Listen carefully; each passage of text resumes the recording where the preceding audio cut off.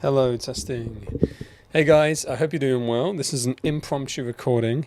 I believe that this is probably the cheapest and best quality microphone that you could buy right now on the market for the iPhone or any USB-C mobile phone, and I just got it for just under £40, which is an absolute steal. I'm just going to unbox it for you guys now and do a quick test. I'll put the price on the screen of how much I paid for this.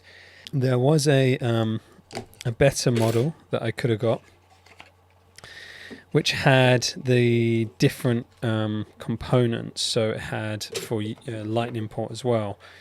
And the advert for this didn't make, so where this one is just with the USB-C. But the price was about £30 less, which made it £35 pretty much, which is ridiculous. Ridiculous. Two lavalier mics with good quality sound, with noise cancellation, with a charging case for £35. This is bonkers. This is an unbelievable time that we are living in, that I just got this for £35. What I was hoping was that I could use this for wedding videos, right? Like what I really want is a invisible and discreet lapel mic for brides. You know, there is a Hollyland that I'll show on the screen right now, which for some random reason they've decided this is the only one they're not going to release in white, when this is probably, to me, the most reasonable one to have released in white, because the part which is the microphone is so tiny and will go on the outside that it's so discreet it's not going to affect the woman's wedding dress at all. The bride's wedding dress is going to be absolutely fine, not ruined. So I know it's not one they're likely to have an issue with. So why they haven't released it in white, I don't know. And this one is also quite small and discreet, but it doesn't clip.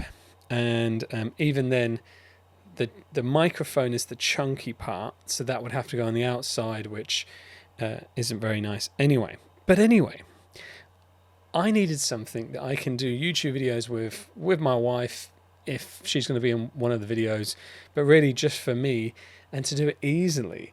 I can even record the audio separately to the videos and then just sync it up that way. Sometimes with, you know, this microphone setup, I have to put the batteries into the Zoom P4, and I have to put an SD card into it. I have to take the SD card out. These things sound small, but they are barriers to entry in terms of making YouTube content, and I'm doing a really bad job of that. I've just moved to Manchester. I've now quit my full-time job in video filmmaking, and then now I'm going freelance. The goal in terms of the channel is that I want to share my years of experience in working in-house as a videographer.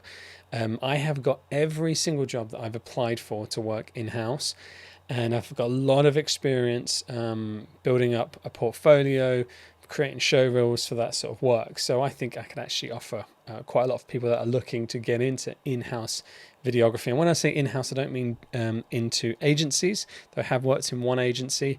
I mean being in-house for a company that has their own content team to create their own branded content, and then you working amongst them as a videographer.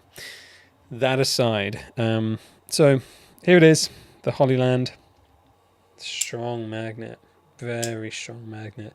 I was a little worried about that because I actually do public speaking on the weekends. I speak a lot at church, and I was worried that this magnet, that's great. That is solid as a rock. That is not going anywhere. I think you could even knock that. So that was a knock. But you've got to knock it with some force for that to come off. Very small, you know, if anyone has, I have, gosh, I've got a lot of wireless mics here, but I've got the wireless Go 2 here, but I have the Rode Wireless Pros as well. If anyone's used these in their videos, you know how heavy these are. You know, if you just want to quickly clip them on. I also use the magnets fairly often, but it's just so ugly. Like, that's ugly, right? Whereas this, beautiful, beautiful. Can't ask for any better. Happy with that. I would do a sound test, but I think this needs charging a little bit, so someone's at the door as well. So let me go and sort all this out, and then I'll share with you guys. I'll share with you guys a clip of me doing a sound test. You'll see that now. Okay, so this is the sound test for the Hollyland Lark A1. Testing 1, 2, 3. My name is Michael Green. I am the person on this YouTube channel that you are watching. This is a sound test, and now I'm just going to cut to the Rode Wireless Go 2 as a comparison of the sound quality. This is a sound test of the Rode Wireless Go 2s.